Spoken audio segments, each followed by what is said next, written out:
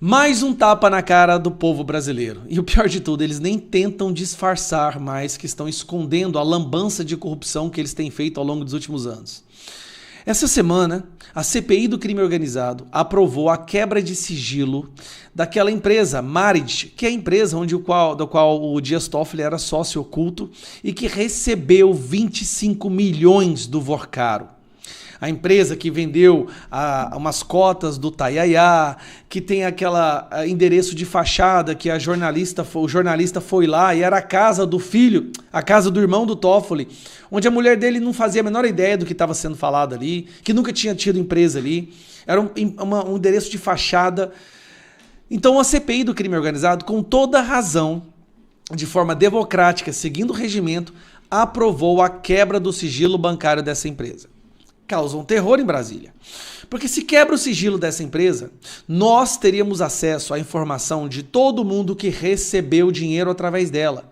De todas as pessoas, autoridades, ministros do STF que receberam dinheiro do Vorcaro.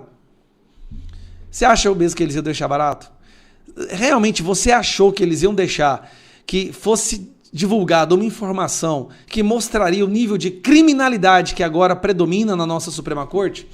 Mas olha o que o Gilmar Mendes acabou de fazer. O ministro Gilmar Mendes acaba de suspender a quebra de sigilos da empresa da família Toffoli, aquela quebra de sigilos que foi aprovada na CPI do crime organizado. A empresa recorreu ao Supremo e o ministro Gilmar Mendes suspendeu, então, a quebra desses sigilos. A informação está lá no G1, tá?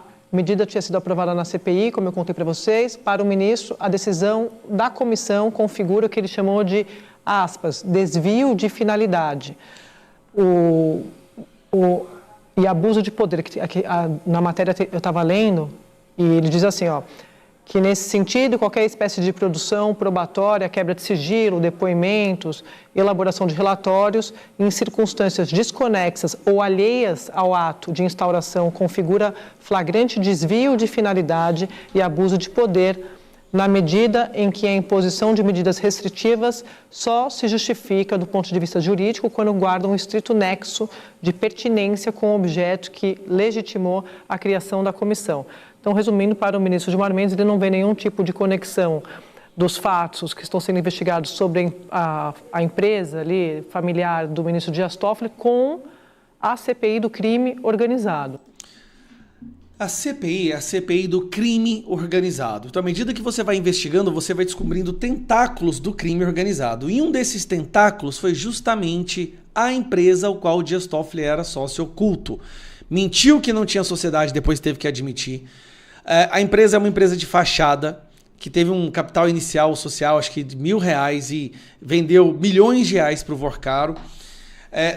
Do resort Tayaya, que é do Dias Toffoli, na qual ele encontra com as pessoas lá, que ele tem uma casa lá. Aí vai o seguinte, tudo isso envolve também PCC e Comando Vermelho, que também tinham seu dinheiro, gestão, nesses mesmos fundos que passou dinheiro para a empresa do Dias Toffoli. É crime organizado. Mas o problema é que é tão organizado, que eles se colocaram ali debaixo da proteção de autoridades do judiciário.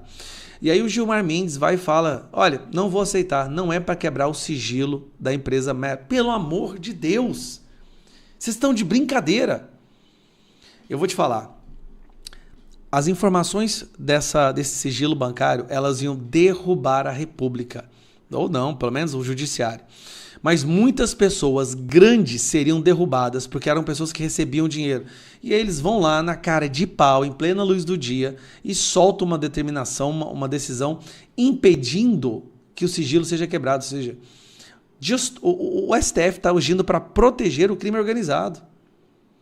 Cara, isso aí me deixou tão revoltado, porque de tudo o que aconteceu essa semana, esse fato específico, a quebra de sigilo da Marriott, era o que tinha o potencial de realmente escancarar a podridão do que acontece lá em cima em Brasília.